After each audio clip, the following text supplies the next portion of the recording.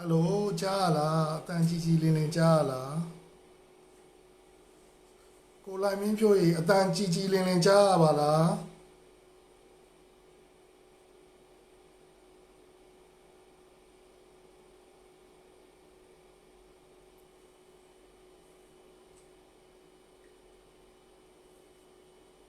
ဒီနေ့ဟိုဟာလေမနေ့ကလို့ကျွန်တော်တို့ပြောထားတဲ့ nitrate နဲ့ phosphate အကြောင်းအရာလေးတွေပေါ့အကြောင်းအရာလေးတွေကိုဒီနေ့ပြောကြမှာပေါ့နော်တယောက်နဲ့တယောက်ကတော့ဟိုဟာယူဆတွေကတော့နည်းနည်းပပကွဲပြားကြတာပေါ့ဒါပေမဲ့လည်းကိုသိတဲ့လောက် knowledge ကို sharing လုပ်တဲ့သဘောပါကိုကျော်စောအတန်ကြားလာမသိဘူးဗျရန်ကုန်ကနေ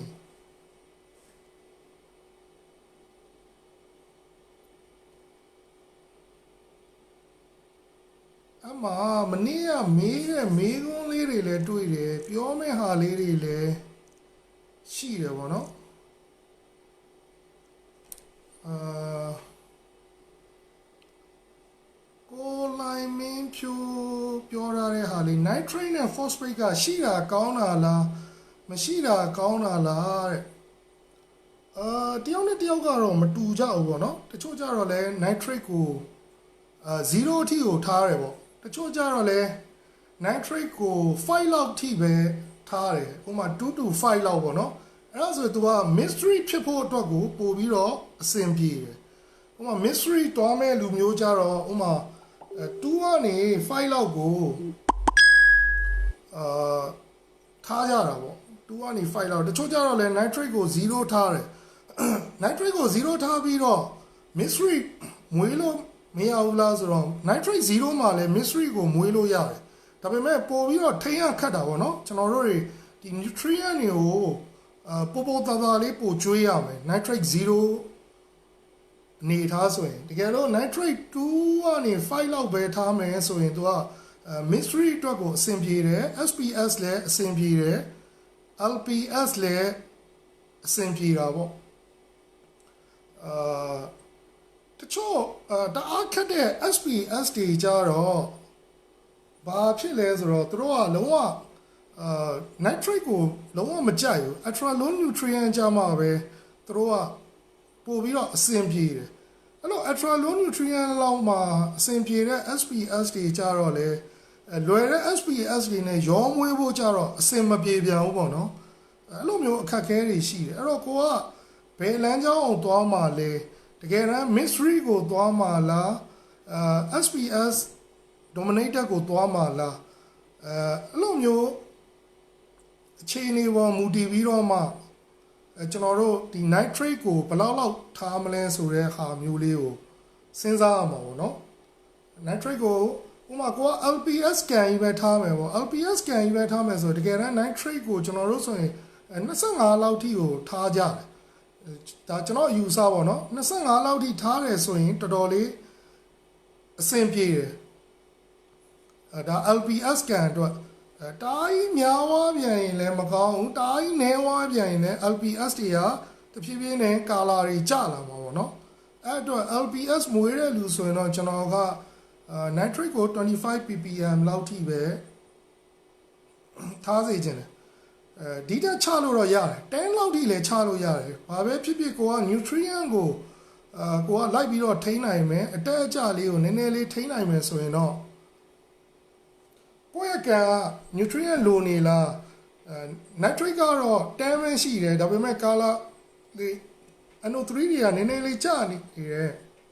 color လေးနည်းနည်းကျနေရဆိုကိုကအစာကိုပို့ပြီးတော့ဖြည့်ပြီးကျွေးပေးပေါ့နော်အဲ့လိုမျိုးနဲ့nutrient ကိုနည်းနည်းလေးကစားပေးမယ်ဆိုရင်တော့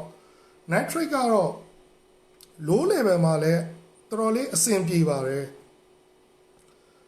နောက်တစ်ခုက phosphate ပေါ့နော်phosphate ရှိတာကောင်းတာလားမရှိတာကောင်းတာလားတကယ်တမ်းကတော့ phosphate ကရှိတာကောင်းတယ်ဒါကျွန်တော်ယူဆပါ phosphate ကတော့ရှိတဲ့တဲမှာလည်းပါတယ်ရှိလဲရှိရမယ်ပေါ့နော်ဒါပေမဲ့ မကောင်းတာဘာဖြစ်လဲဆိုတော့ phosphate တက်များတဲ့အခါကျရင်ကျွန်တော်တို့လူတွေကအစင်မပြေဘူးကြည့်ရတာမှန်မှရေညှိတွေတက်လာမယ်ပြုတ်လာမယ်အဓိကပြဿနာကကျွန်တော်တို့ကမကြိုက်တာ phosphate များတာဒါပေမဲ့အပင်တွေက phosphate ဓာတ်ကိုသူတို့ကလိုအပ်တယ်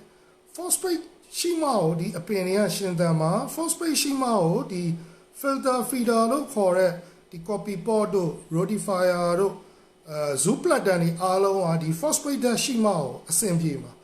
เนาะအဲ့တော့ဒီ phosphate ဓာတ်ရှိတာတော့ရှိရမယ်ultra low nutrient အခြေအနေမှာဆိုရင်တချို့ကဒီ phyto ဖြော်ပြီးတော့ပြန်ပြီးထည့်ကြတယ် ultra low nutrient လုံးဝဒီကောင်က nitrate လည်းမရှိဘူး phosphate ကလည်း0.1 လောက်ပဲရှိတယ်ဆိုရင်ကျွန်တော်တို့က phosphate ဓာတ်ကိုပြန်ပြီးတော့ဖြည့်ပေးရမယ်ဖြည့်ပေးမှအထဲမှာရှိတဲ့ဒီ filter feeder ဒီ zoo တွေကအသက်ရှင်မှာပေါ့နော်အကြမ်းမှာသူကဒီ balance ဖြစ်မှာပေါ့အဲ့အတွက်ကို phosphate ဓာတ်ကရှိရမယ်အနေအချင်းရှိရမယ်လုံးဝမရှိဘူးဆိုရင်ကန်ကတော့ရင်းနှီးမရှိဘူးဒါပေမဲ့ပြဿနာကအထဲမှာရှိတဲ့တရဝါတွေကအကုန်လုံးငတ်ကုန်မှာပေါ့နော်အဲ့အတွက်ကို phosphate ဓာတ်ကိုတော့နည်းနည်းလေးတော့ရှိရမယ်phosphate ဓာတ်လေးကိုတော့နည်းနည်းကစားရမှာပေါ့ဥပမာတချို့ကျတော့ nitrate ကတအားလိုဖြစ်နေလို့ nitrate ကို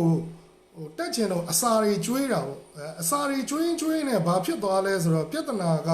phosphate ကပါမထိန်နိုင်မင်းနဲ့လိုက်ပြီးတက်လာเนาะဒီ nitrate ကို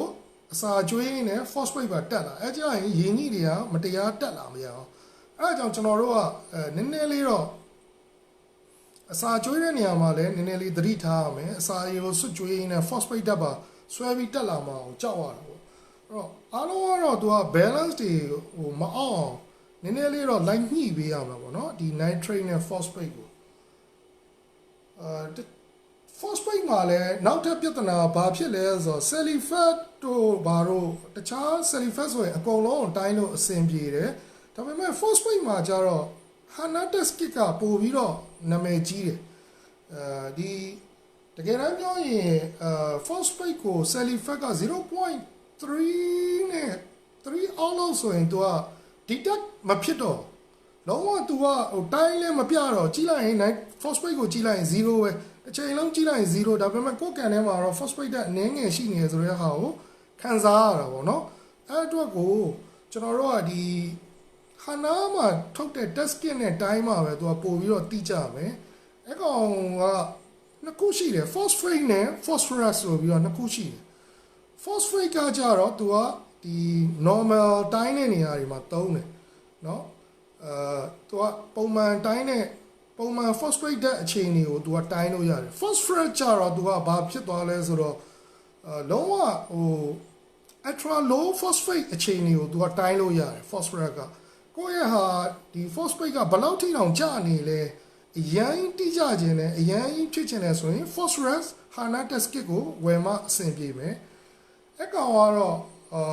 ဆောင်းပြောလို့ nitrate နဲ့ phosphate နဲ့ကိုလိုင်မင်းပြိုးမေးထားတဲ့မိကွန်းလေးပေါ့နော်ကောင်းတာလည်းရှိတယ်မကောင်းတာလည်းရှိတယ်ကိုသွားမဲ့ကအနေထားပေါ်မူတည်ပြီးတော့မှဘာကိုရွေးချယ်ရမလဲ nitrate ကိုဘယ်လောက်ထားမလဲအဲ့ဒါမျိုးလေးကိုရွေးချယ်မှာပေါ့နော်အဲ့ဒါကတော့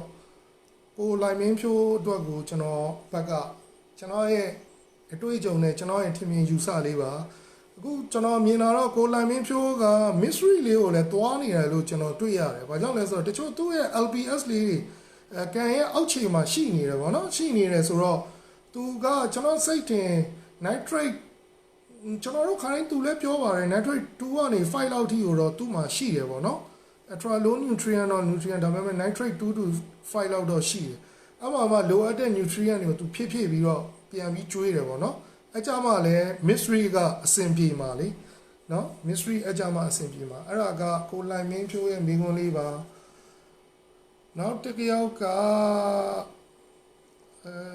ကိုကောင်းစံတဲ့ကန်ထဲမှာ nitrate ရှိတဲ့မရှိတဲ့သိပြရစေတဲ့အဲ့ဒါတော့ဆုံးတော့ကျွန်တော်ပြောတဲ့ထဲမှာပါသွားပြီပေါ့နော်ကိုကောင်းစံရဲ့ဟာ nitrate ကကိုကဘယ်အပင်ကို mystery ကိုသွားမှာလား SPS dominator ကိုသွားမှာလား LPS ကိုသွားမှာလားအဲ့ဒါပေါ်မ မူတည်ပြီးတော့မှကျွန်တော်တို့က nitrate ကိုဘယ်လောက်ထိထားမယ်ဆိုတဲ့ကိစ္စကဆုံးဖြတ်ရမှာပေါ့နော်ကိုမာကလည်းလုံးဝဟို nitrate လည်းမရှိခြင်း phosphate လည်းမရှိခြင်း okay အဲ့ဒါဆိုရင်အဲ့နီလန်းတွေကိုတွားမယ်ဒါပေမဲ့ကိုကnutrient တွေကိုဆေးရည်တို့အစာတို့ zoo plantain တို့ကိုကျွေးပေးလို့ရတယ်เนาะနောက်ဆုံး phyto လည်းကျွေးလို့ရတယ်အဲ့ဒါဆိုရင်သူက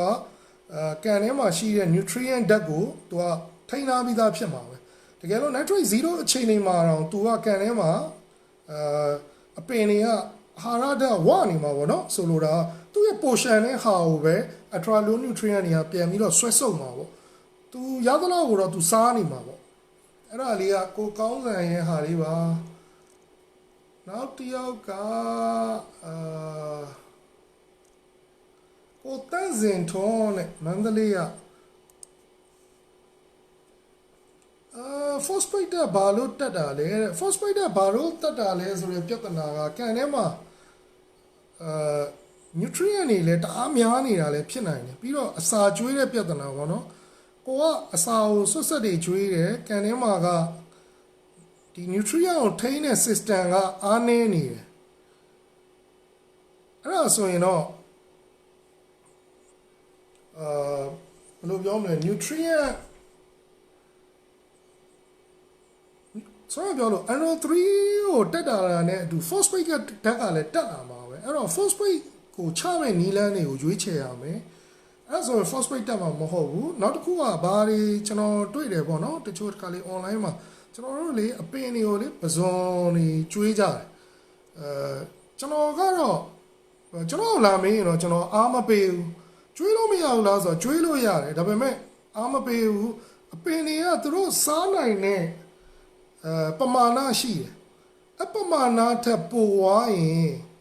အပင်တွေကမစားနိုင်တော့ဘူးမစားနိုင်တဲ့အခါကျရင်သူတို့ကဒီပဇွန်တွေကပုတ်သွားပြီးတော့အပင်မှာနာဝါတတ်တယ်အဲ့ဒါကကျွန်တော်တို့အတွေ့အကြုံပေါ့နော်ကျွန်တော်တို့ဟိုအရင်ကကျွန်တော်တို့ဟိုအရင်ပဇွန်တွေကျွေးတယ်ပြုတ်တယ်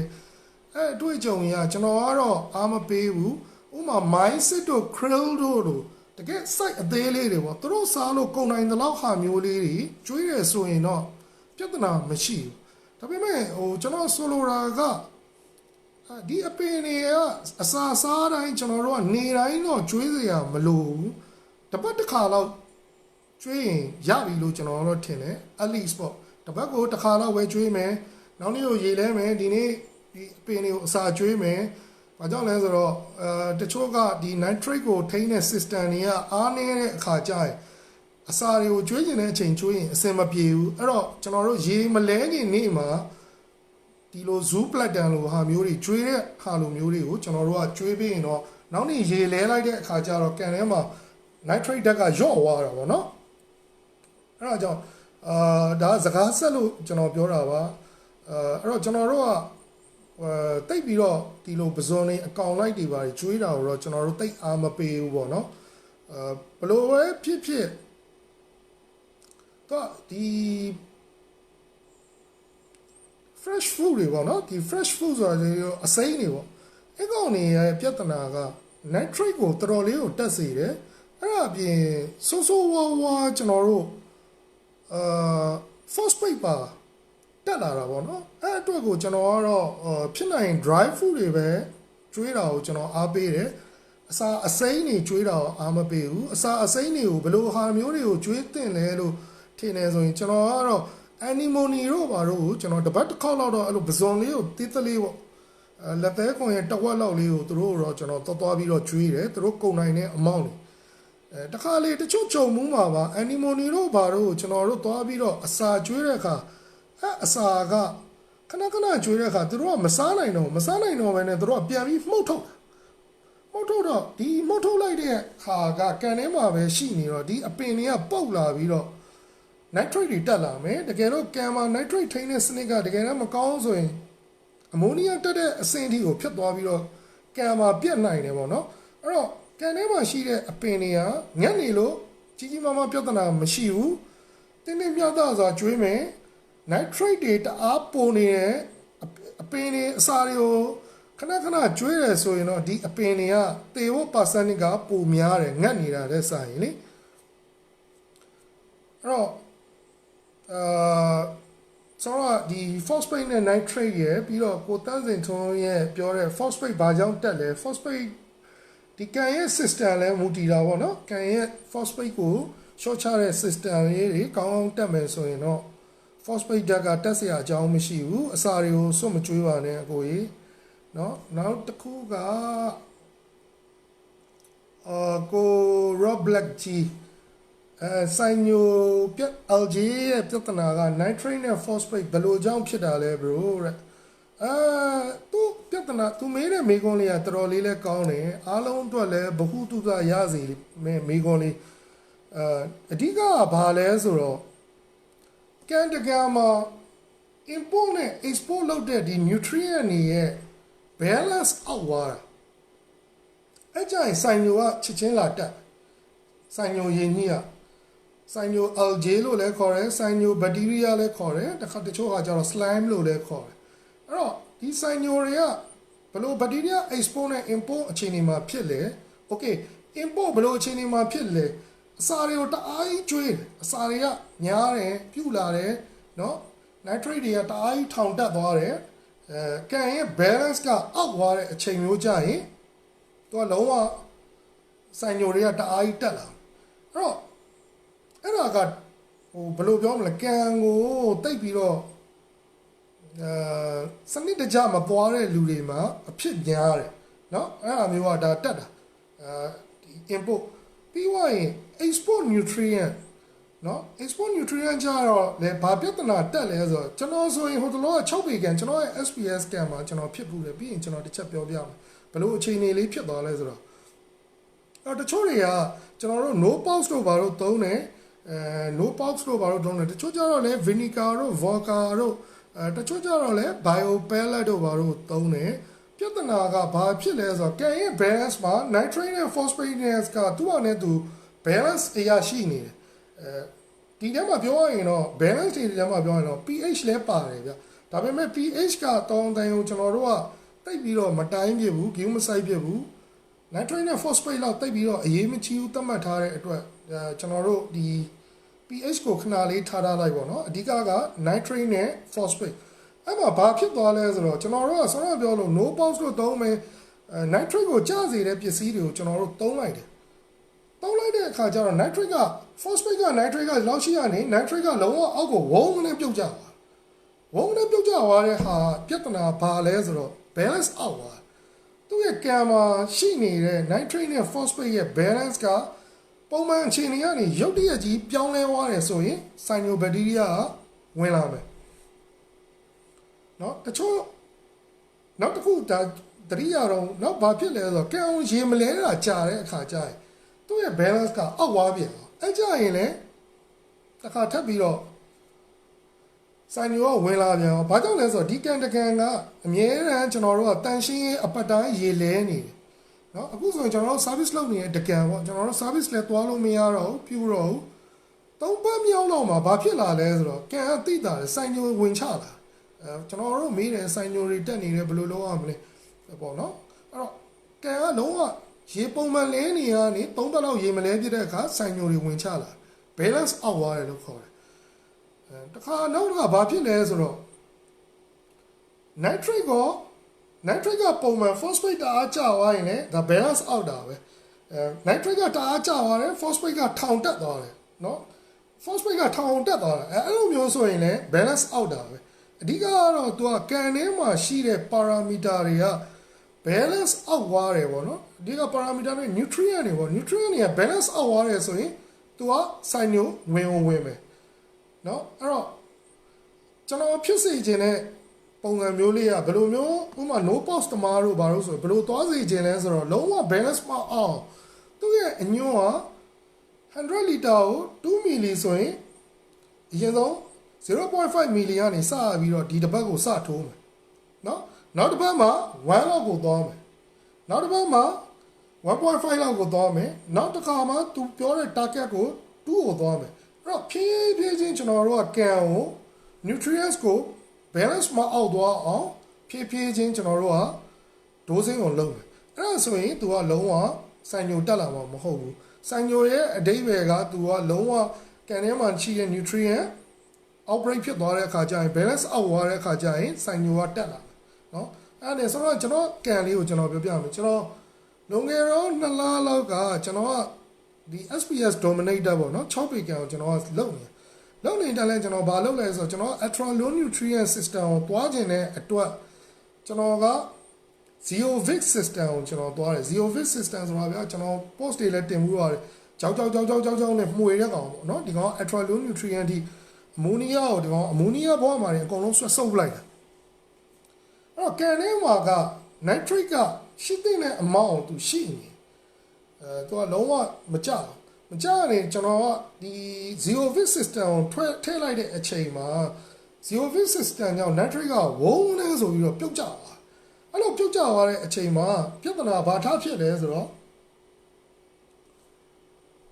စိုင်ညိုတွေတက်လာစိုင်ညိုတွေတက်လာတယ်စိုင်ညိုတွေကလုံးဝတက်လာတယ်စိုင်ညိုတွေတအားတက်လာတော့ကျွန်တော်ဘာလုပ်ရလဲဆိုတော့ကဲဟုတ်ပြီစိုင်ညိုတက်ပြီငါအစာကို short ကျွေးမယ်နံပါတ်1เนาะစိုင်ညိုတက်ရင်အစာကို short ကျွေးရမယ်ပြီးတော့ lighting တွေကိုကျွန်တော်တို့ negotiation ဆွဲတဲ့ကျွန်တော်တို့အလင်းတွေကို short ကျွေးမယ်ဘာကြောင့်လဲဆိုတော့စိုင်ညိုကဒီကောင်ကဒီအလင်းနဲ့လည်းအစာချက်တယ်ကျွန်တော်တို့ကျွေးလိုက်တဲ့ nutrient တွေကိုလည်းစားရတယ်အဲ့တော့ဒီကောင်ကတအားကိုပွားတဲ့အတွက်ကျွန်တော်တို့ကအလင်းကိုလည်း short မယ်เนาะအစာကျွေးတဲ့ system ကိုလည်းကျွန်တော် short တယ်ပြီးတော့ကျွန်တော်တို့ဘာလုပ်လဲဆိုတော့ကျွန်တော်တို့ကံကိုနေတိုင်းတိုက်ပေးတယ်တပုတ်တန်နဲ့တိုက်ပေးတယ်လက်မနိုင်ချင်တဲ့နေ့ကျရင်ကျွန်တော်ရှီယာကျွန်တော်ဝန်ထမ်းကတာကီပိုစတာနဲ့ကျွန်တော်တို့ fish ဖီဒါလောက်တဲ့ကောင်နဲ့ကျွန်တော်တို့လိုက်ပြီးတော့မှုတ်တယ်အဲ့တော့လုံနေတန်းလန်းလဲစိုင်ညိုကလုံးဝမပြောက်ဘူးအဲ့ဒါနဲ့ကျွန်တော်ဘလာလောက်ရလဲဆိုတော့နောက်ဆုံးတစ်ခေါက်ကျွန်တော်လှမ်းပြီးတော့ဘန်ကောက်ကိုအစာဒီစိုင်ညိုပျောက်တဲ့ဘူးပေါ့နော်ဆေးဘူးကိုကျွန်တော်ပြမယ်ခဏလေး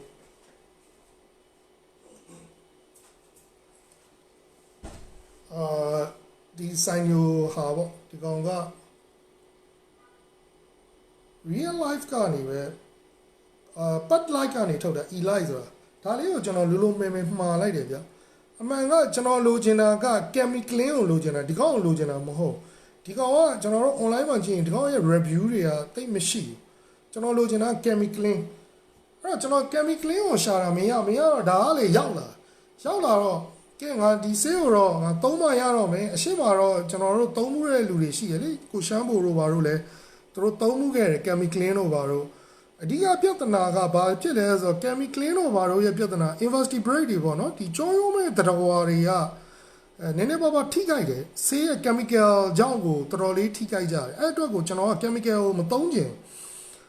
အတိုင်းထဲမှာ university break ဆိုတဲ့ကတခြားကျွန်တော်တို့မမြင်တဲ့ feeder တွေပါတခြားဟာတွေပါဒီ KU တို့ဘာတို့တွေပါအားလုံး effect တွေဖြစ်သွားမယ်ပဇွန်တွေပါရှိရင်ပဇွန်တွေအတွက်ပါအစင်မပြေနိုင်ဘူးပေါ့နော်နောက်ဆုံးမသိဘူးဆိုရင်တော့ဒီကောင်တွေကအထိုက်အလျောက်တော့ထိခိုက်သွားမှာပေါ့အဲ့တော့ကိုကျွန်တော်ကမသုံးချင်တော့ကျွန်တော်ကဘာလုပ်လဲဆိုတော့ကျွန်တော်အဲ့လိုပဲပုံမှန်တန်ရှင်းရေးလုပ်တယ်ရေကိုပုံမှန်တစ်ပတ်တစ်ခါလဲနေရနေတစ်ပတ်ကို2ခါလဲတယ်ရေကိုတစ်ပတ်ကို2ခါလဲတယ်အဲ့လိုလဲနဲ့နောက်ဆုံးကျွန်တော်ဆေးမသုံးလိုက်ရဘဲနဲ့ကျွန်တော်လုံးဝပျောက်သွားတယ်စိုင်ညိုကကျွန်တော်ဆေးတော့ဝယ်လိုက်တယ်ဒါပေမဲ့ဆေးကိုမသုံးဘာကြောင့်လဲဆိုတော့ chemical တွေကိုကျွန်တော်တိတ်ပြီးတော့မသုံးချင်အဲ့ဒါကြောင့်ကျွန်တော်လုံးဝကန်ကောင်းသွားတာပေါ့နော်ပျောက်သွားတယ်ဆိုတော့အဓိပ္ပာယ်ကလည်းသူကဘာလဲဆိုတော့စောပြောလို့ balance out သွားတဲ့အခြေအနေကနေသူတဖြည်းဖြည်းနဲ့ကန်ကသူရင်သွားတာပေါ့ဒီဟာကို match ဖြစ်သွားတာဒီ nitrate ကိုတဖြည်းဖြည်းကျနေတဲ့အခြေအနေတစ်ခုကိုသူကြာသွားတဲ့အခါကျတော့နေသားကျသွားတယ် balance ပြန်ဖြစ်သွားအဲ့လိုမျိုးအခြေအနေမှာစိုင်ညိုကမရှိတာထပ်ပြီးတော့မဝင်လာတော့အဲ့ဒါကြောင့်ကျွန်တော်တို့ကကျွန်တော်ဆိုရင်လုံးဝမသုံးလိုက်ရပဲနဲ့ဒီစိုင်ညိုရဲ့ပြဿနာကောင်းသွားတယ်အဲ့တော့chemical ကို online မှာတစ်ချက်ရှာကြည့်တော့လေ chemical တို့ဘာလို့တော်တော်လေးစွမ်းပါတယ်ဘလောက်တောင်စွမ်းလဲဆိုတော့48နာရီမှာတွေတော့အကုန်လုံးပျောက်သွားတယ်80 to 90% လောက်ကိုပျောက်သွားတယ်အဲ့တော့ chemical သုံးမယ်ဆိုရင်လည်း तू ကဘာလုပ်ရလဲဆိုတော့တချို့တွေက skimmer cap ကိုဖြုတ်ချပလိုက်တယ်တစ်ချိန်လုံး skimmer ကြီးကိုဖွင့်ထားတာဖွင့်ထားပြီးတော့ oxygen ကို तू ပေးထားတယ် ပြီးတော့အပေါ်ကံမှာလည်းကျွန်တော်တို့က air stone ပေါ့အောက်ဆီဂျင်ကိုများများပေးမယ်အဲ့လိုမျိုးမောရင်လည်း air pump ပေါ့ air pump နာနာလေးရိုက်ထားပေးမယ်ဘာကြောင့်လဲဆိုတော့သူကကျွန်တော်သိတာတော့ SA ကသူကအောက်ဆီဂျင်ကိုဖြတ်ပစ်တာဒီပိုးဒီဆိုင်ညိုတွေကအောက်ဆီဂျင်ကိုမရတဲ့အခါကျရင်ဒီဆေးတွေကအောက်ဆီဂျင်ကိုတပ်လိုက်တဲ့အခါကျတော့ဒီကောင်တွေကအောက်ဆီဂျင်မရတော့ဆိုတော့ဒီအဖက်တွေကအဖက်လိုက်ကွာလာပေါ့နော်အဲ့လိုမျိုးတွေနဲ့ဒီကောင်ကရှင်းတာ chemical ကအဲ့တော့ကျွန်တော်ကပြောတဲ့နေရာမှာဘာကြံသွားလဲဆိုတော့ကျွန်တော်ရဲ့ကံမှာက filter salt တွေရှိအဲ့တော့ကျွန်တော်ဘာလုပ်လဲဆိုတော့ဒီဆိုင်ညိုကမပြောက်တဲ့အချိန်တွေမှာကျွန်တော် filter salt တွေပါအကုန်လုံးဖြုတ်ပြတယ်ကျွန်တော်ရဲ့စိတ်ထဲမှာဘာကိုတွေးမိလဲဆိုတော့ဒီဆိုင်ညိုတွေက filter salt ထဲမှာအပေါ်ကနေတန်ရှင်းတော့တစ်ချိန်လုံးလုပ်နေတယ်ဒါပေမဲ့ filter salt ထဲမှာတစ်ချိန်လုံးကြံနေဒီကောင်တွေကသူ့ရဲ့ဓာတ်ကအပေါ်ဆက်ပါနေအောင်ပါပဲဆိုတဲ့စိတ်နဲ့ကျွန်တော်ဆွဲဖြုတ်လိုက်ဖြုတ်ပြီးတော့မှ skimmer ကိုအပေါ်ကတိုက်တဲ့ဟာကို skimmer ကနေသူကဓာတ်ရိုက်စုပ်အောင်ကျွန်တော်တို့ filter salt ကိုဖြုတ်ပြတာပေါ့နော်အဲ့လိုအခြေအနေလေးတွေကိုကျွန်တော်လုပ်လိုက်တဲ့အခါ3ပတ်မြောက်လောက်အခြေအနေမှာလုံးဝဆိုင်ညိုကလုံးဝပျောက်သွားတယ်ဆိုင်ညိုမရှိတော့ဘူးပေါ့နော်ဘယ်တော့ပြန်ဝင်လာမလဲတော့မသိလောဆယ်တော့ကျွန်တော်ရဲ့ nutrients ကလည်း balance မအောင်ဘူးဆိုတော့ကျွန်တော်မြင်တာတော့မရှိတော့အဲ့တော့ဆိုင်ညိုဖြစ်လာရင်ကျွန်တော်ဆိုတော့ပြောသလိုသဘုတ်တန်နဲ့တန်ရှင်းလုံးမယ်တဲတွေပေါ်မှာရှိတဲ့ဆိုင်ညိုတွေဆိုရင်ဘာလုပ်မလဲပိုက်နဲ့တခါတည်းစုပ်ပလိုက်တဲပါစုပ်ပလိုက်စုပ်ပြီးတော့အကန်နဲ့စုပ်ထားတဲ့ပုံးထဲမှာရှိတဲ့ဟာကိုခါပလိုက်ခါပြီးတော့ဆိုင်ညိုတွေကိုတော်လိုက်တဲကိုတော့ပြန်ပြီးတော့ထည့်လို့ရတယ်နော်တဲကိုတော့ရေအသစ်နဲ့မဆေးပါနဲ့ဘက်တီးရီးယားတွေသေသွားမှာဆိုလို့နော်တဲကိုစုပ်ပြီးပြန်ထည့်လို့ရတယ်ကြောက်တွေမှာရှိတဲ့ဟာတွေကိုကျွန်တော်တို့တပုတ်တန်နဲ့တိုက်လို့ရတယ်နော်ရေကိုတစ်ပတ်ကို2ခါလောက်လဲပြီးတချို့တွေဆို3ခါလောက်ထိလဲနေတော့တဖြည်းဖြည်းနဲ့ပျောက်သွားနော်ဆိုင်ညိုကအဲ့တော့ကို Roblet ကြီးရဲ့ဒီဆိုင်ညိုရဲ့ပြဿနာကိုတော့ဖြည့်ရှင်းတာကျင်တတ်မယ်လို့ထင်ပါတယ်အဲ့ကောင်ကဆောင်းတော့ပြောလို့ nitrate နဲ့ phosphate ရဲ့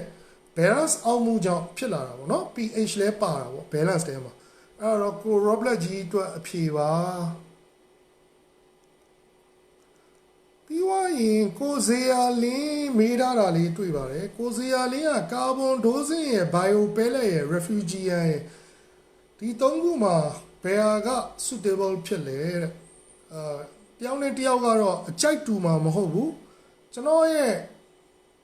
မူကတော့ bio pellet ကိုကျွန်တော်ကတော့ old school ဖြစ်သတ်မှတ်တယ်ဘာကြောင့်လဲဆိုတော့ bio pellet ကအရင်ခေတ်ကသုံးတဲ့ဟာမျိုးတွေကျွန်တော်တို့လည်းသုံးခဲ့တယ်ကျွန်တော်မှလည်းအခုတည်းက bio pellet တွေရောင်းနေတော့ပဲကျွန်တော်မှလည်းရှိတယ်တချို့ bio pellet မှပြန်သွားခြင်းတဲ့လူတွေအတွက်ကျွန်တော်လည်းရောင်းပေးနေတယ် bio pellet တွေရှိတယ်အဲ့တော့ carbon dosing နဲ့ bio pellet ရဲ့ refugian နဲ့ပေါ့နော် refugian ရဲ့ဟာတော့သူကရှင်းတယ်သူကတဘာဝနီးပေါ့အဲ့ထဲမှာတဲထဲမယ်ကြောက်တုံးထဲမယ်ချီတိုထဲမယ်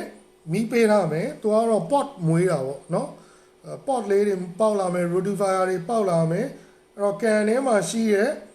nitrate တွေကိုသူတို့တန့်စင်ပေးမယ်အထိုက်လျောက်ဘက်တီးရီးယားတွေနောက်တနေရာမှာရှင်းတတ်အောင်သူကလုပ်ထားတယ်သူရဲ့ပြဿနာကဘာဖြစ်လဲဆိုတော့ refugian ရဲ့ပြဿနာကကြာလာတဲ့အခါကျရင်ဒီကောင်က nitrate bond ဖြစ်လာကျွန်တော်တို့ကကန်ဟိုရာတန်ရှင်းရေးလုပ်တာ refugian ကျတော့ကျွန်တော်တို့ကတောင်းတန်အောင်တန်ရှင်းရေးမလုပ်ဘူးအဲ့တော့ရှင်းသမျှအငြင်းအကျေးတွေအားလုံးကဒီမှာလာစုနေပြီးတော့အမှမီးပေးရတာဖြစ်တဲ့အတွက်ကန်ကတခါရင်းကြီးတွေကတခါထပ်ပြီးတော့မှန်နေမှတက်လာတော့သူကပို့ပြီးတော့ညစ်ပတ်လာအဲ့တော့ refugee ကိုတွားတာကောင်းလားဆိုတော့ကျွန်တော်ကတော့ကောင်းတယ်လို့ပြောလို့ရပေမဲ့ကျွန်တော်ကတော့ prefer မဖြစ်ဘူးတန်ရှင်းရေးကိုနောက်ပိုင်းကျရင်လောက်ခတ်လာလိမ့်မယ်အဲ့အခြေအနေကနော်တန်ရှင်းရေးလောက်ခတ်လာလိမ့်မယ်အဲ့အတွက် refugee ကိုကျွန်တော်အားမပေးဘူး okayနောက်တစ်ခုက bio pellet ကိုကျွန်တော်ကကြိုက်လာတော့ bio pellet လည်းအရင်တော့ကျွန်တော်တို့သုံးတယ် bio pellet ရဲ့ပြဿနာကျွန်တော်မြန်မာနိုင်ငံနဲ့အခြေအနေနဲ့ကြာရင် suitable မဖြစ်ဘူးလုံးဝတင့်တော်မှုမရှိဘူးဘာကြောင့်လဲဆိုတော့ bio pellet မှာဒီပိုးမွှားလေးတွေကတစ်ချိန်လုံး host လုပ်နေတာသူလဲပတ်နေမီးပြတ်သွားတဲ့အခါကြာရင်ဒီကောင်ဘာဖြစ်သွားလဲဆိုတော့ဘက်တီးရီးယား bond ထားပြသွားအဲ့ပြဿနာကျွန်တော်ဟိုးရင်တော့ဆိုခဏကြုံသွားမီးပြတ်လို့တနားရီ2နာရီလောက် bio pellet ရပ်သွားတာနဲ့ဒီ bio pellet က bond ဖြစ်သွားဘက်တီးရီးယား bond ဖြစ်အောင်ကန်ကြီးကcloudy ဖြစ်သွားလုံးဝဖြူဖွေးသွားပေါ့နော်အဲ့လိုဖြူဖွေးသွားတော့ကျွန်တော်ကတော့ bio pellet ကိုအားမပေးဘူး bio pellet ကဆောင်းလို့မီးပြတ်ရင်ပြဿနာရှိတယ်နောက်တစ်ခုက bio pele not who are piatana chamaro patamia remaro bio pele kale sign your double api sign your double lolo kuku people say about ya the get carbon dosing and pinina carbon dosing and pinina the ramla the carbon dosing and piatanaga to a chanosora biotalo no post to the chat tono yare hari alo to a quiet dosing pama now go and nilo yare pay sa your doster no bio pele charo to a so yodi agitala me no sanyo reale now some bio pele ma la your host load the home and only a bio pele ma la host load bio pele if you want any amari sanyo rea the ramla canema she like there bio pele madro la vilo shen than here at what you know bio pele go let you know prefarm pibu a good kg loa loikuni lolo carbon dosing temla te carbon dosing so the can enjoy in general bacteria feeding load a sajua no cotamate amount could trail yare about the choria vodka the mari she there vinegar the mari she there Alanco use on and cover and a marochano name when my poaji by John Lensoro the out of Miozo Miosi Pinny Jama the me Comania told like the haro tuma formula she a formula to a sai afadeo tanai namya nenai namya ne aw tu ro ro ti twinပေးထားတဲ့အတွက်ကျွန်တော်ကတော့ original ကိုပို့ပြီးတော့သုံးစေခြင်းနဲ့ DIY ကိုသွားတဲ့လူတွေကလည်းပြဿနာတော့မရှိဘူးသုံးလို့တော့ရတယ်ဒါပေမဲ့ side effect လေးတွေရှိတဲ့အတွက်နည်းနည်းပါးပါပို့ပြီးတော့ view ဆက်ရမှာပေါ့နော် original သုံးတဲ့လူတွေအတွက်ပို့ပြီးတော့ view ဆက်ရမယ်အဲ့အတွက်ကိုကျွန်တော်က prefer ဖြစ်တာတော့ carbon dosing ကိုပို့ပြီး prefer ဖြစ်တယ် bio pellet နဲ့ refugian ကိုတော့ကျွန်တော် prefer မဖြစ်ဘူးဒါပေမဲ့ refugian bio pellet နဲ့ဆိုင်ကျွန်တော် refugian ကိုပို့ကြိုက်တယ် refugian နဲ့ဆိုင်ကျွန်တော် carbon dosing ကိုပို့ကြိုက်တယ်ဗျเนาะအဲ့တော့ကိုဇေယျရဲ့အဖြေပါအဲ့ဒါလေးကိုဇေယျမေးထားတဲ့မေးခွန်းရဲ့အဖြေပါပေါ့เนาะအဲ့တော့ကိုနဲ့ဘာနဲ့တင့်တော်မလဲကိုကဘယ် budget ကိုတွားမလဲเนาะ refugian ကတော့ budget အသက်တာဆုံးပဲဖြစ်လိမ့်မှာပေါ့เนาะအဲ့တော့အဲ့ဒါကကိုဇေယျရဲ့အဖြေပါနော်အဲ့တော့ကိုကျော်စွာအောင်ရဲ့မိန်းက NO3 နဲ့ PO4 ratio ကဘယ်လောက်ဆိုရင် imbalance ဖြစ်နေတယ်လို့ပြောလို့ရမလဲဘယ်လောက်ဆိုရင် imbalance ဖြစ်လို့ရလဲဆိုတဲ့ပြဿနာကကျွန်တော်တို့ဆောင်းပြောလို့ပေါ့ NO3 နဲ့ PO4 ratio က balance အောက်သွားတယ်ဆိုတာနဲ့ကိုစိုင်ညိုကဝင်လာမှာပဲအဲ့တော့ကျွန်တော်တို့က balance မဖြစ်အောင်သူတို့ဖြည်းဖြည်းချင်းပဲကျွန်တော်တို့ကတော့ဆွဲချတဲ့ဝုန်းနဲ့ဆွဲချတာတဲ့စာလိုက်ရင်ဖြည်းဖြည်းဆွဲချတာကပြဿနာတွေနည်းမယ်အဲ့ဒါကြောင့် reef မှာဘာပဲလုပ်လို့ဥမာဘာစေဝါပဲတုံဘာပဲလောက်ခိုင်းကျွန်တော်တို့ကသူ့ရဲ့အညိုးရဲ့လေးပုံတစ်ပုံကနေစလုပ်တယ်တဝက်မဟုတ်ဘူးเนาะလေးပုံတစ်ပုံအစာကိုဘယ်လောက်ကျွေးပါဆိုရင်ကံကိုဒီတစ်ခေါက်မှာကျွန်တော်တို့ကလေးပုံတစ်ပုံကျွေးမယ်နောက်တစ်ခေါက်ကျွေးတဲ့အခါကျရင် half ကျွေးမယ်နောက်တစ်ခေါက်ကျရင်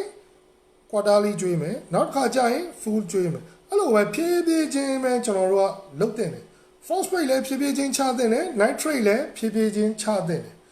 အဲ့လိုမှမဟုတ်ရင်တော့ imbalance ဖြစ်သွားလိမ့်မယ်ဗျအဲ့တော့သူကဘယ်အချိန်ဒီမှာ imbalance ဆိုတဲ့ဟာကိုကျွန်တော်တို့ကပြောလို့မရအောင်အဲ့တော့ဆောပြောလို့ balance အောက်သွားတဲ့အချိန်က imbalance ပဲเนาะအဲ့တော့ကျွန်တော်ကတော့ nitrate နဲ့ phosphate ကိုကျွန်တော်ပြောသလိုဖြည်းဖြည်းလေးပဲချတင်ပါတယ်เนาะအဲ့ဒါဆိုရင်တော့ balance မအောက်တော့ဘူးပေါ့ဗျာ balance မအောက်တော့ဘူးဆိုရင်တော့အားလုံးအဆင်ပြေသွားမှာပါအဲ့မှာကျွန်တော်တို့ဘာလေးတွေထပ်တွေ့လဲဆိုတော့ကိုပြီးဆိုတော့ green hell ကြီးက nitrate နဲ့ phosphate ကြောင့်လား green hell ကြီးဆိုရဲက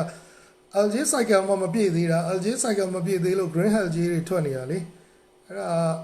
ဒါကြီးလွယ်လုံးအကြီးတယ်admin လာပြီးတော့ပောက်ကြရတွေရှောက်ပြီးမေးစရာမရှိကြံဖန်ပြီးရှောက်မေးအခုချိန်လဲသူအိတ်နေလောက်လေအိတ်နေအောင်မထားအောင်မဟုတ်သေးဘူးညလှမ်းကလိသွားတာအဲ့ဒါနဲ့ဆက်ပြီးတော့ကျွန်တော် phytoplankton ကိစ္စလေးကိုတစ်ချက်ပြောမယ်phytoplankton က ကျွန်တော်ခါရင်းလေးပြောမှုပါတယ် filter feeder ပဲဒီကန်ကြီးရောကဘာကြီးရောရှိသမျှကိုကျော်စွာအောင်ကခဏလေးနော်ဆောင်းတော့ပြောနေတာခဏလေးရပြီ PO4 ကတဲ့ serifan နဲ့တိုင်းတော့ကာလာပြောက် NO3 ကတန်းဖြစ်နေတယ်တဲ့ဟုတ်တယ် PO4 ရဲ့ပြဿနာပဲဟိုလေဆောင်းတော့ပြောသလို imbalance ဖြစ်တယ်ဆိုတာကreset ကိုတွားပြီးကြည့်လာတော့မဟုတ်ဘူးရုပ်တရက်ကြီး immediately ကြာသွားတဲ့အခြေအနေကိုကျွန်တော်ပြောတာကိုကျော်စွာအောင်သိရမလားဟို nitrate နဲ့ phosphate ကန်ထဲမှာ balance ဖြစ်နေရတဲ့ကျွန်တော်တို့ကဖြည်းဖြည်းချင်းနှစ်ခုစလုံးကိုဖြည်းဖြည်းလေးဆွဲချမယ်အဲ့လိုအချိန်တွေမှာ balance ဖြစ်နေတာ imbalance ဆိုတာကလောကရုပ်တရက်ကြီးနှစ်ခုစလုံးပြုတ်ကျသွားမယ်ရုပ်တရက်ကြီးနှစ်ခုစလုံးတက်လာမယ်တစ်ခုမဟုတ်တစ်ခုရုပ်တရက်ကြီးကျသွားမယ်တစ်ခုမဟုတ်တစ်ခုရုပ်တရက်ကြီးတက်သွားမယ်အဲ့လိုအချိန်တွေမှာ imbalance လို့ခေါ်တာအဲ့တော့ကိုကျော်စွာအောင်ရဲ့ဒီ parameter တွေကိုကြည့်ပြီးတော့ imbalance လို့တော့ပြောလို့မရဘူးရုပ်တရက်ကြီး immediately changes ဖြစ်သွားတဲ့ parameter ကိုမှ imbalance လို့ခေါ်မယ်အဲ့တော့PO4 က 0.3 လောက်ပဲဆိုတော့ပြောသလိုတကယ်တမ်းရှိရင်လည်းရှိတာဖြစ်နိုင်တယ်ဒီတက်လည်းများတာဖြစ်နိုင်တယ်တကယ်တမ်းပို့ပြီးတော့တိတိကျကျသိချင်း HANA test kit နဲ့တိုင်းမှာပဲပို့ပြီးတော့သူ့ရဲ့ phosphate ဟာကိုသိလိမ့်မယ်တကယ်လို့ ultra low nutrient ကန်တော်များကြီးဆိုရင်တော့ phosphorus ရဲ့ HANA အခြေအနေ HANA test kit နဲ့တိုင်းမှာပဲသိတယ်မှာပေါ့နော်အဲ့တော့အဲ့ဆိုရင်ဟုတ်ပြီကိုကျော်ဆောင်ကျေးဇူးပါနောက်ဆောင်းပြောတဲ့ phytoplankton ပေါ့နော်ကဘာကြီးကလည်း phytoplankton ပေါ့မိခိုနေရတယ်ဘယ်တော့တောင်မိခိုနေရလဲဆိုတော့ကျွန်တော်တို့ပင်လယ်ထဲမှာငါးတွေရှိတယ်ပေါ့နော်အရင်တော့ဆိုရင်ကျွန်တော်တို့ညီမပင်လယ်ပြင်မှာငါးတွေများတယ်ရိုးရဘက်မှာငါးတွေမရှိဘူး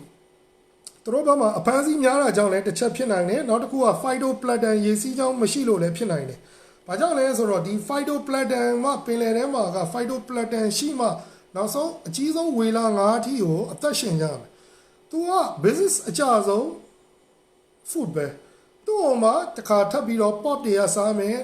။နော်သူ့ရဲ့အစာ cycle ပေါ့။တစ်စင်ချင်းစီအကောင်တွေကတကောင်တစ်ခုစားမယ်ပဇွန်ငါးစားမယ်ငါ့ကိုငါးကြီးကစားမယ်ငါးကြီးကိုတစ်ခါငမန်းစားမယ်ငလမဝေလာငါးစားမယ်အဲ့လိုအစင်စင်ဖြစ်ဖို့အတွက်ကို phytoplankton ကရှိရမယ်။ phytoplankton မရှိဘူးဆိုရင်ကဘာကြီးကလုံးဝမရှင်သန်နိုင်ဘူးလို့ယူဆကြတယ်အဲ့အတွက် phytoplankton ကရှိရမယ်အဲ့တော့ဘလိုထဲမှာလဲရှိရမယ်ကျွန်တော်တို့ငါးကန်နေထဲမှာလဲ phytoplankton ကိုထည့်ကြတယ်ဒါကျွန်တော်တို့ကဒီဘက်အပိုင်းမို့လို့ဟိုအရင် old school တွေတော်တော်များများဆိုရင် phytoplankton ကိုနိုင်ငံခြားမှာဆိုရင်ဖောက်ကြတယ်နေတိုင်း phytoplankton ဖောက်ပြီးတော့ကန်ထဲကိုလောင်းထည့်ကန်ထဲမှာရှိတဲ့ကျွန်တော်တို့ဒီ copy pot တွေ rodifier တွေဒီပိုးမွားတွေကိုအစာကျွေးတာပေါ့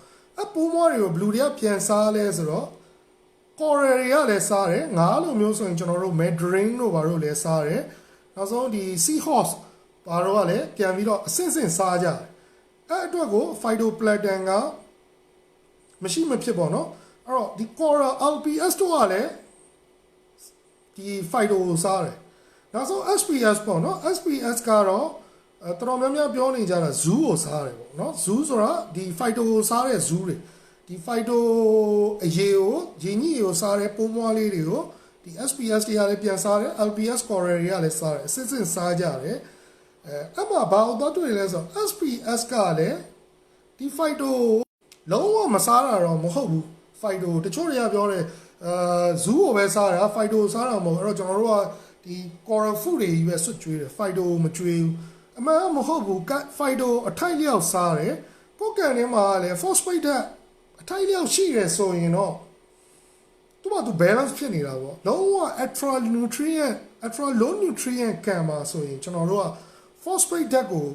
ဒီရေညှိကိုဒီ phyto ထဲကိုထည့်ပေးရမထည့်ပေးဟယ်လိုကြားပြီလား line ပြုတ်သွားတယ်နော်အဲ့တော့ကျွန်တော်ဆိုလိုတာကultra low nutrient ကန်ဒီမှာလဲ phyto ကမရှိမဖြစ်လိုတယ်အထိုက်လျောက်လိုတယ်လုံးဝမလိုတာမဟုတ်ဘူး phosphate ဓာတ်အနည်းငယ်ရှိနေလို့သူကသူ balance ဖြစ်နေတာလုံးဝ phosphate ဓာတ်က 0.1 လောက်ဆိုရင်ကျွန်တော်တို့က phyto မရှိမဖြစ်ထည့်ပေးရမယ်ပေါ့နော်အဲ့လိုမျိုးလေးတွေ့ထားတယ်အဲ့တော့ ဒီ phytoplankton ကကန်ထဲမှာ LPS ကန်နေဆိုရင် phytoplankton နဲ့ပို့ပြီးတော့တင့်တော်တယ်ပို့ပြီးတော့ထည့်ကိုထည့်ပေးရတယ်အထူးသဖြင့် clam တို့ဘာလို့ဆိုလဲ phyto ကိုစားကြတယ်နော်ပြီးတော့ဒီအဓိကအပြင် photosensitive မလောက်တဲ့အပင်တွေပေါ့အလင်းနဲ့အစာမချက်တဲ့အပင်တွေအားလုံးက phyto စားတယ် super sun coral တွေလည်းစားတယ် sun coral တွေလည်းစားတယ်နော် clam တွေလည်းစားတယ်နော်အဲ့လိုမျိုးဆိုတော့ phyto ကမရှိမဖြစ်လိုအပ်တယ်ဒါပေမဲ့ကျွန်တော်ကကန်ထဲကိုထည့်တဲ့အခါ balance ကိုသတိထားပြီးတော့မှထည့်စေခြင်းနဲ့တချို့ကန်တွေရဲ့ system ကတိတ်ပြီးတော့အစင်မပြေတဲ့အခါ F-phyto ကိုသွားထည့်တဲ့အခါကျရင်ဘာသွားဖြစ်မလဲဆိုတော့ရင်ကြီးတွေကန်တအားတက်လာလိမ့်အဲ့တော့အပင်တွေကဒီရင်ကြီးကိုမကြိုက်တာဟုတ်ရင်ကြီးကိုကြိုက်တယ်လူတွေကမကြိုက်တယ်လောက display တွေမှာရင်ကြီးတွေတက်လာရင်ကြီးတွေတက်ရပြန်ပြီဖြူရပြန်ပြီအဲ့အတွက်ကို phyto ကကိုယ့်ရဲ့ကန်အခြေအနေပေါ်မှာမူတည်ပြီးတော့ phyto အထိုက်လျောက်ထည့်ပေးပါအဲ့ဒါဆိုရင် phyto ထည့်ပေးခြင်းအဖြစ်လဲအဆင်ပြေတယ်အခုတော်တော်များများအားလုံးက zoo ပဲထည့်နေကြတာလေ phyto ထည့်လို့မရှိဘူးဘာကြောင့်လဲဆိုတော့သူက nitrate ကိုကျွန်တော်တို့ coral 4ကိုကျွေးနေ phosphate ကတက်လာတော့သူတို့ကphosphate ရှိနေတော့အဆင်ပြေနေတဲ့သဘောပေါ့နော်ဒါပေမဲ့လုံးဝဒီ phyto တီးတန့်ကြီးတော့မဟုတ်ဘူးပေါ့နော်အဲ့တော့ကျွန်တော်ကအဲ့ဒါလေးကိုဝေမျှတာပါဒီပြောနေကျွန်တော် live လွှင့်နေတန်လန့်မှာမေးတဲ့ဟာလေးတွေကျွန်တော်ပြန်ဖြေကြည့်ပါမယ်နော်ကိုကျော်စွာဟင်းကနေအောင်ဆောတော့ဟိုဟာထဲမှာ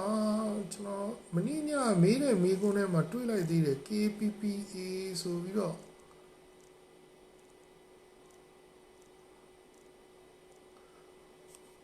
SPS မွေးရင်တဲ့ NO3 ဘယ်လောက်ရှိရမလဲ mystery tank အနေနဲ့ဆိုရင်ရောအဲ့ဒါတော့ကျွန်တော်ဆောတော့ကိုလိုက်မင်းပြောကန်အကြောင်းပြောပြရင်းနဲ့ပြောပြီးလို့ထင်ပါတယ်။ဘာကြောင့်လဲဆိုတော့သူက mystery ကိုတွားမယ်ဆိုရင်တော့ NO3 file လောက်ထားနိုင်ရင်တော့ပို့ပြီးတော့အဆင်ပြေပါတယ်။ဒီတက်မကနေရောအဆင်မပြေဘူးလားဆိုတော့နေရင်လည်းအဆင်ပြေတယ်။နေနေရဆိုရင်တော့ကိုကထပ်ပြီးတော့ nutrient တွေကိုတေချာ balance မအောင်လိုက်ပြီးတော့ဖြည့်ပေးရမယ်။နော် mystery NO3 သူအထိုက်လျောက်2 to 5ရှိနေရဆိုတော့တောင်းယုံတန်ယုံပြဿနာရှိနေမှာမဟုတ်ဘူးပေါ့နော်0ဖြစ်သွားမယ်ဆိုတော့တချို့မထင်ထားတဲ့ပြဿနာတွေကဝင်လာလိမ့်မယ်အဲ့လိုအခြေအနေမှာကိုကဒါကိုသဘောပေါက်ထားတယ်ဆိုရင်ကျွန်တော်တို့က NO3 ကို0ဖြစ်နေပေမဲ့ကျွန်တော်တို့ coral food တွေသူတို့ရဲ့ nutrient တွေလိုအပ်တဲ့ဓာတ်တွေ color တွေအဲ့ဒါတွေကိုအစင်မြဲဖြည့်ပေးနေတယ်ဆိုရင်တော့ NO3 0အခြေအနေမှာလည်းmystery tank ကသွားလို့ရတယ်เนาะဖြစ်နိုင်ရင်တော့2 to 5လောက်ထားနိုင်တော့ပို့ပြီးအဆင်ပြေတယ်အဲဒါကြောင့် aqua forest ရဲ့ system ကိုသွားရင် mystery ကိုကျွန်တော်တို့ကညွှန်းတယ်เนาะ mystery လောက်မယ်ဆိုရင် aqua forest ကိုကျွန်တော်တို့ကဘာကြောင့်ညွှန်းလဲ aqua forest က2 to 5လောက်ကိုပဲသူက nitrate ကိုထားပေးတယ်0 3ကိုဒီကောင်ဘယ်တော့မှဆွဲမချပေးဘူးเนาะ0 vis သူ့ရဲ့0 mix system ကလည်း0 ထိဆွဲမချပေးဘူး2ကနေ5လောက်ထိပဲထားပေးတယ်အဲအတွက်ကိုကျွန်တော်တို့က zero mix ကိုaqua forest ကိုညွှန်းပါတယ် pH ကန်ထဲမှာ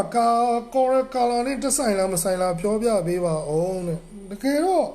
pH ကလည်းအများကြီးတက်ဆိုင်နေဗျအဲ့လို pH အကြောင်းကိုပြောရရင် pH ကကျွန်တော်တို့ပြောတဲ့ refugium ပေါ့နော် refugium တွေထားမယ်နောက်တစ်ခုကဘာထားလဲဆိုတော့ကျွန်တော်တို့Cheeto reactorတွေထားမယ်အဲ့တော့ကျွန်တော်ရှိမှာဝယ်တဲ့လူတွေကိုကျွန်တော်အထူးသဖြင့်ညွှန်းတယ်ဘယ်လိုညွှန်းလဲဆိုတော့ Cheeto reactor တို့ကျွန်တော်တို့ဒီ refugium တို့ရဲ့ lighting တွေကိုဖွင့်မယ်ဆိုရင်ကျွန်တော်တို့ကညပိုင်းကိုဖွင့်ခိုင်းတယ်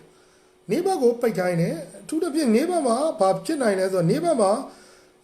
lighting ကိုကျွန်တော်တို့ကကန်ရဲ့ display ရဲ့ lighting လည်းရှိမယ် refugium ရဲ့ lighting ရဲ့ရှိမယ်နှစ်ခုစလုံးရှိမယ်ဆိုရင်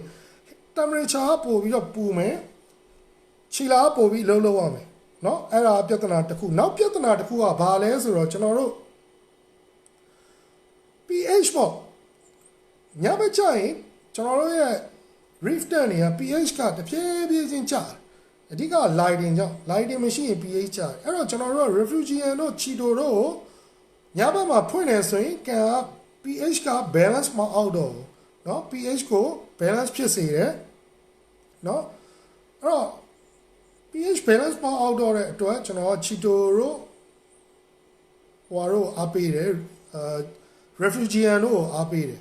နောက်တစ်ခုကဘာလဲဆိုတော့ကျွန်တော်တို့ okay ချီတိုတို့မရှိဘူး refrigerant တို့မရှိဘူးအဲ့ဒါဆိုရင်ကျွန်တော်တို့ကအရင်တော့ကျွန်တော်တို့ကိုပုတို့လည်းတက်ဖူးတယ်ကိုစိုးကျော်နိုင်တို့ဘာလို့လည်းတက်ဖူးတယ်ကိုရှမ်းမို့လည်းတက်ဖူးလားမသိဘူးဘာအသိတာလဲဆိုတော့ NO3 reducer လို့ခေါ်တယ် NO3 ကို short CO2 reducer လို့ခေါ်တယ်အဲ့ဒါကိုအမီဒီယာကိုကျွန်တော်တို့က skimmer ရဲ့ ventilation ပေါ့အသက်ရှူရဲ့အပေါက်မှာကျွန်တော်တို့ကသွားပြီးတော့တက်ထားလိုက်တော့သူကskimmer ကပုံမှန်အားဖြင့်အပြင်ကလေကိုသူကရှူထည့်တယ်ရှူထည့်တဲ့အခါကျရင်အောက်ဆီဂျင်ရောကာဗွန်ဒိုင်အောက်ဆိုက်ရော CO2 ရောပါလာတဲ့အတွက် CO2 ကကန်ထဲကိုရောက်လာတဲ့အခါကျရင် pH ကထိုးကျအဲ့တော့ pH ကိုထိုးမကျအောင်ကျွန်တော်တို့ကဗာတက်လဲCO2 reducer ဆိုတော့အမီဒီယာကိုဖြတ်လိုက်တယ်ဆိုရင် skimmer ကတခါတည်းအောက်ဆီဂျင်တစ်ခုတည်းကိုပဲတီးတက်ရှူပြီးတော့အလုံးလုံးတဲ့အတွက်လုံးဝ pH ကထိုးမကျတော့เนาะ pH ကထိုးမကျတဲ့အတွက် pH balance မအောက်တော့ဘူးပေါ့เนาะ imbalance မဖြစ်တော့ဘူးပေါ့အဲ့တော့ pH ကလည်း correct color နဲ့သက်ဆိုင်လားဆိုတော့သက်ဆိုင်တယ်လည်းပြောလို့ရတယ်သက်ဆိုင်ဘူးလည်းပြောလို့ရတယ်များပြင်းတော့အားလုံးကတော့တစ်ခုနဲ့တစ်ခုဆက်နေတယ်ဆိုတော့သက်ဆိုင်ပါတယ်เนาะသက်ဆိုင်ပါတယ်เนาะ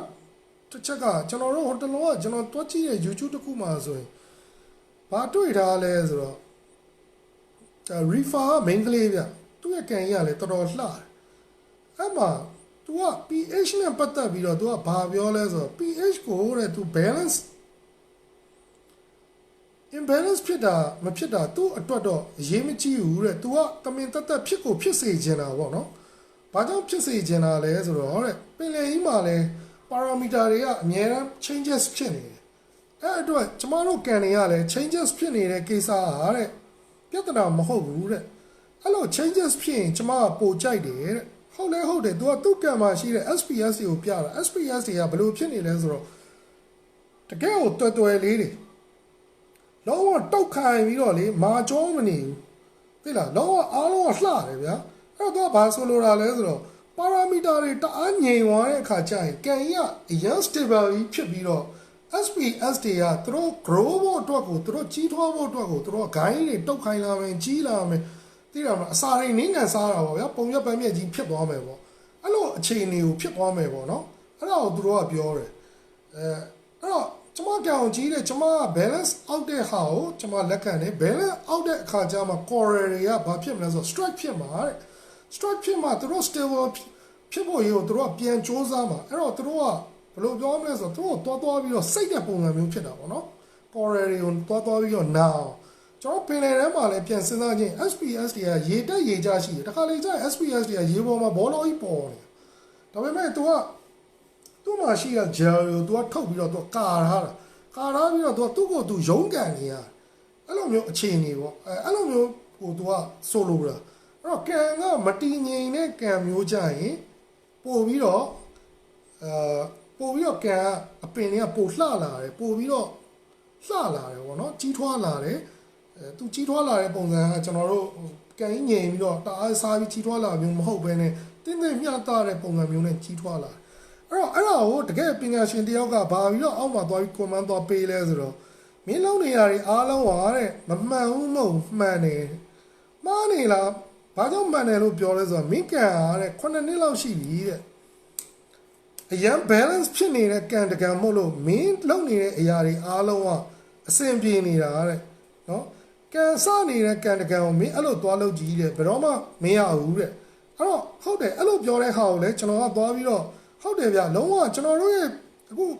ဗမာ refer ရဲ့ပြဿနာတွေကတချို့ဆရာကြီးတွေကဘလို့လေးလောက်လိုက်အဆင်ပြေတယ်မှန်တယ်သူတို့အခြေအနေအရသူတို့ရဲ့ကံရဲ့တတန်အင်အားလောက်လိုက်ရင်တော့အဆင်ပြေမယ်ကိုကအဲ့ဒါကြီးကိုသွားပြီးနမူနာကြည့်ပြီးသွားလုပ်ရင်တော့အဆင်ပြေမှာမဟုတ်ဘူးအဲ့တော့ကျွန်တော်တို့ကရိုးရှင်းလေးပဲသူများအောင်မြင်ပြီးသားနဲ့နောက်ကိုလိုက်ကြပါသူများတွေဘယ်လိုအောင်မြင်ခဲ့လဲရိုးလေးပဲအောင်မြင်ပြီးတဲ့နိုင်ငံတွေကကုမ္ပဏီတွေကထွင်လိုက်တဲ့စက်တွေစေဝါတွေရှင်းပြအားလုံးသူတို့ရဲ့နောက်ကိုပဲလိုက်ပြီးတော့လုပ်ကြည့်လိုက်အဆင်ပြေသွားလိမ့်မယ်ဆန်းဆန်းပြပြတွေလုပ်ရင်အဆင်မပြေဘူး ဆန်းပြတွေဘယ်လိုအခြေအနေမှာပြန်လုတ်တင်လဲဆိုတော့ကံအောင်မြင်ပြီးွားတဲ့အခါကျရင်ကိုက exciting မရှိတော့အဲ့လိုအခြေအနေကျရင်ပြန်လုတ်ကြည့်ပါအဲ့ဒါဆိုရင်တော့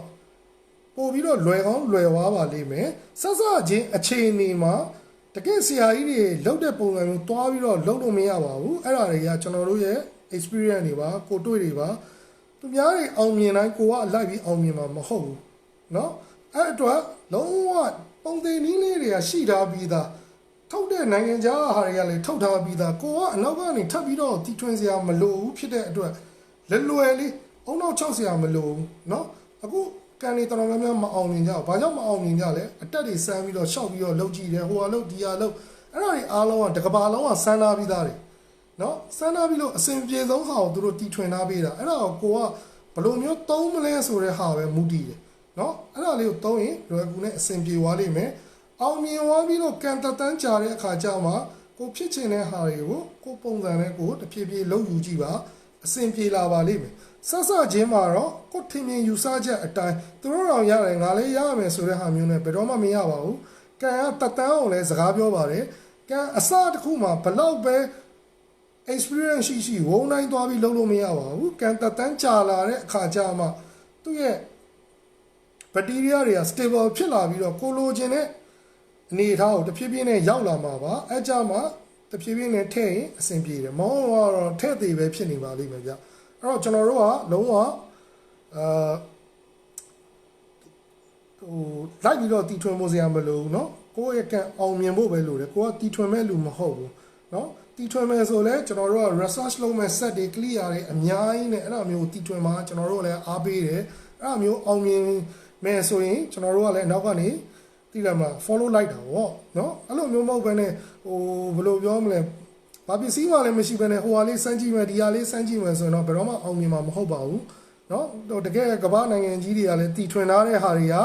ဤပညာအမြင့်ကြီးတွေနဲ့တီထွင်ထားကြတာဖြစ်တဲ့အတွက်เนาะကျွန်တော်တို့ကလိုက်လို့ဖို့ကမလွယ်ပါဘူးเนาะတီထွင်တဲ့ကိစ္စကိုနောက်မှသွားပါအောင်မြင်ဖို့အရင်လုပ်ပါเนาะကိုကအောင်မြင်သွားပြီနားလည်သွားပြီဆိုမှတီထွင်စမ်းသစ်ဖို့အတွက်ကိုဖြည်းဖြည်းချင်းလုပ်စေချင်ပါတယ်เนาะအဲ့တော့ကိုလိုင်းမင်းပြိုးမေးတဲ့ဟာလေးကိုကျွန်တော်ဖြေပြီးသွားပြီ pH က correct နဲ့ဆက်ဆက်လားမဆက်ဆက်လားတက်လွဲတက်ဆိုင်ပါတယ်မတက်လည်းမတက်ဆိုင်ပါဘူးဒါပေမဲ့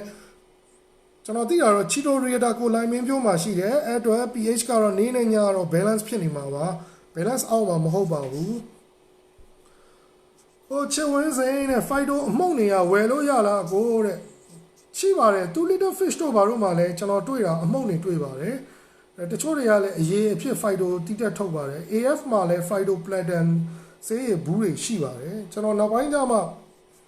ဘယ်ဆေးရည်လေးကို Fido prefer ဖြစ်တယ်ဆိုတော့ကျွန်တော်ထပ်ပြီးပြောပါမယ်ဗျတချို့ကျတော့လည်းပြဿနာဘယ်လိုလဲဆိုတော့ကိုကဒီကနေပြောလိုက်တယ်ဟိုကနောက်ကနေမှိန်ပြီးတော့ပစ္စည်းတွေလိုက်တွင်ပြီးတော့ရောင်းတော့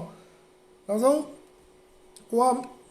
အလကားပဲဖြစ်သွားသိတယ်မလားအမှန်ကျွန်တော်ကဈေးရောက်နေတာပဲဟိုတချို့တွေကလည်းကျွန်တော်ကိုနားလေတယ်တခါလေကျွန်တော်ရဲ့ပစ္စည်းလေးတွေကနည်းနည်းသူများတဲ့ဈေးကြီးမယ်ဒါပေမဲ့ကျွန်တော်ရှိမှာဘာကြောင့်အားပေးလဲဆိုတော့ကျွန်တော်တို့ရဲ့ experience တွေ service တွေကိုလိုချင်လို့ကျွန်တော်တို့ရှိကိုလာအားပေးတယ်ကျွန်တော်တို့ကအကြမှာ guideline လေးတွေချပေးတယ်အကိုတို့ကံဘလို့ဖြစ်နေတယ်ကျွန်တော်ဘာလုပ်ပေးရဘလို့လေးလုပ်ပေးပါဘလို့လေးလုပ်ပေးပါအဲ့ဒါတွေအားလုံးကတော့ကျွန်တော်ရှိကဝယ်တဲ့လူတိုင်းမှာကျွန်တော်ကအများအားဒီ service ကိုပေးနေပြီးသားပါเนาะဒီကံကဘာဖြစ်နေလဲအစင်မပြေဘူးဟိုလိုတွေဖြစ်နေတယ်ဒီလိုတွေဖြစ်နေโอเคကျွန်တော်ရှိလာဝယ်တယ်လာဝယ်ရင်ကျွန်တော်ရှင်းပြတာဗောเนาะအဲ့တော့တချို့အရာတွေကဟိုဘယ်လိုပြောမလဲဘာမှလည်းနားမလဲပဲနဲ့အနောက်ကနေပစ္စည်းရောက်မယ်ဆိုတဲ့လူတွေကအများကြီးရှိတယ်เนาะတေချာကနာနားလေပြီးဈေးရောက်တာမဟုတ်ဘူးเนาะပြောချင်တာသူများပြောတဲ့ဟာတွေလိုက်လုပ်ပြီးတော့ဈေးရောက်နေတာเนาะအဲ့အတွက်ကိုကျွန်တော်ကတချို့ဟာလေးတွေအသေးစိတ်သိကျင်တယ်ဆိုရင်လာဝယ်ပါကျွန်တော်ရှင်းပြပါမယ်เนาะဘယ်လိုလေးသုံးရပါမယ်ကျွန်တော် guideline လေးချပေးပါမယ်เนาะအဲ့တော့ Fido Platinum အမုံကိုဘာလို့အရေးလေးတော့ကျွန်တော်နောက်ပိုင်းတွင်းမှုရှိတယ်ကျွန်တော်ဘယ်ဟာကပို့ပြီးကောင်းလဲဆိုတာလဲကျွန်တော်လေ့လာပြီးသွားပြီကျွန်တော်ပြန်ပြောပြပေးပါမယ်เนาะကိုချစ်ဝင်းစိန်အစာများပြီးအပင်သေးဘူးတဲ့ဟုတ်ကဲ့ပါအဲ့ဒါဆိုတော့ကျွန်တော်ပြောနေတဲ့ဟာဖြစ်မယ်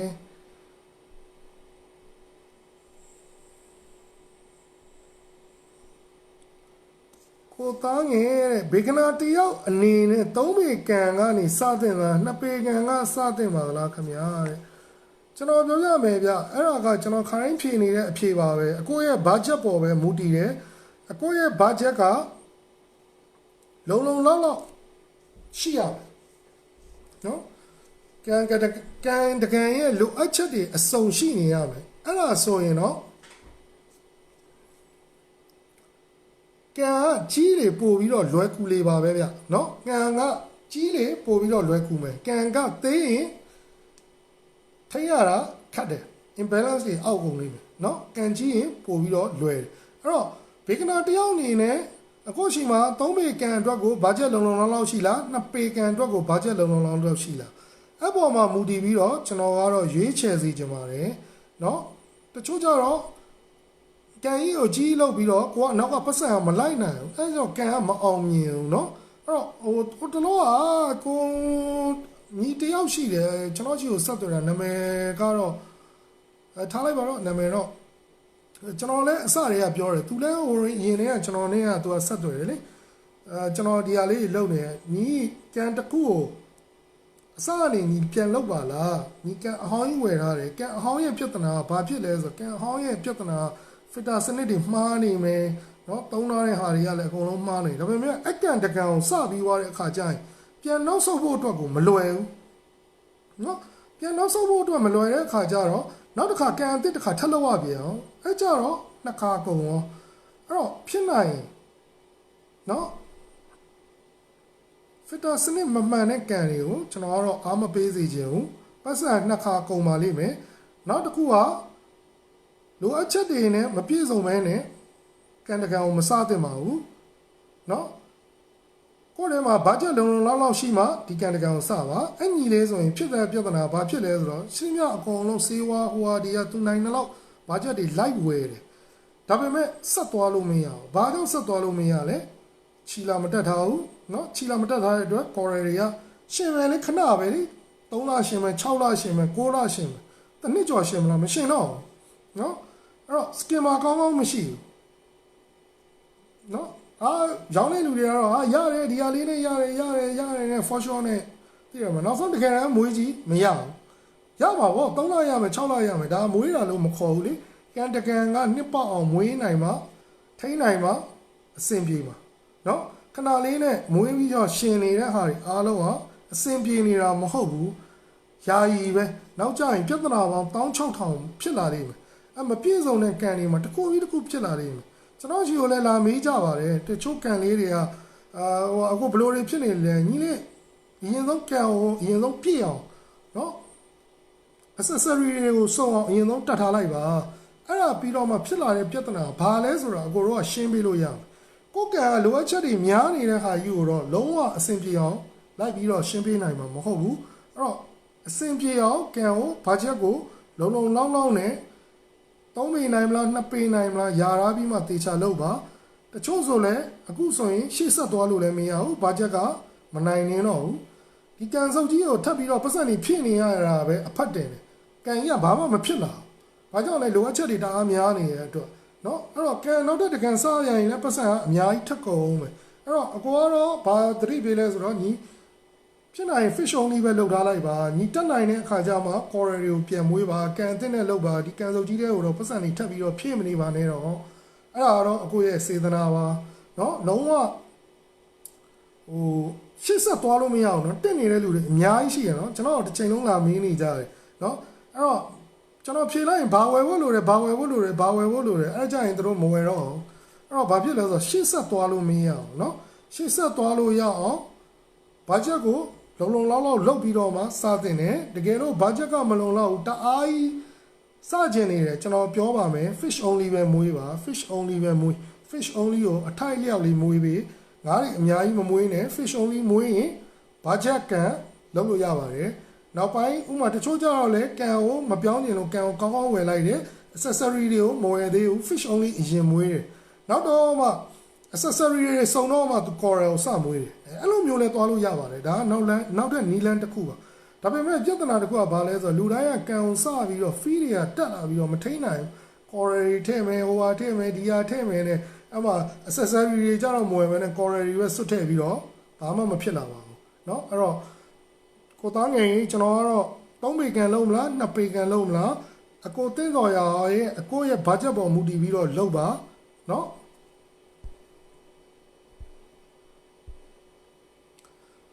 ကိုအောင်လင်းနဲ့ NO3 က25 PO4 က0တဲ့ Core တေးသေးနေတဲ့ဆရာတဲ့ငါကတော့ချမ်းသာရေးကောင်းတယ်ဘာလို့လဲမသိပါဘူးဆရာတဲ့လိုအပ်ချက်တွေရှိနေလို့ဖြစ်မှာပေါ့ဒီလိုကြီးကတော့ချက်ချင်းဘယ်လိုလုပ်သိမလဲ Core တေးတယ်ဆိုတော့ဘယ်လိုတွေတေးနေလဲသိရမလား PO4 0ဆိုတော့ PO4 ကတော့0တော့မဖြစ်နိုင်ဘူးCelifan နဲ့တိုင်းလို့ပဲဖြစ်မယ်เนาะနေထားတစ်ခုတော့ရှိမှာပါเนาะ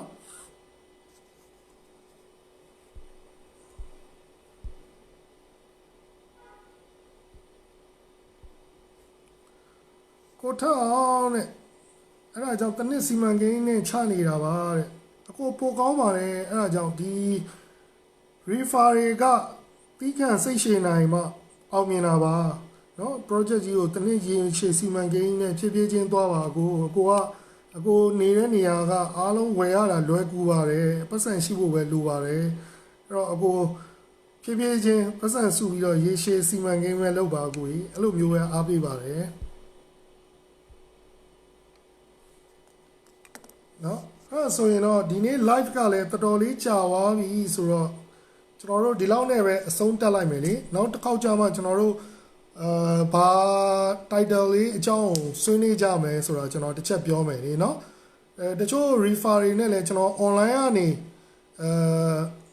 လမ်းပြီးတော့ဘယ်လိုမျိုးတွေ live လွှင့်လို့ရမလဲကျွန်တော်တို့အရင်ရင်ခံများစီအလဲတစ်ခေါက်ပုံစံမျိုးပေါ့ကျွန်တော်တို့ဟိုဘက်ဒီဘက်ပြောပြီးတော့လွှင့်ဖို့လည်းကျွန်တော်တို့စူးစမ်းသွားပါမယ်เนาะအဲ့လောက်ဆိုရင်ကျေးဇူးတင်ပါတယ်အားလုံးကျေးဇူးပါ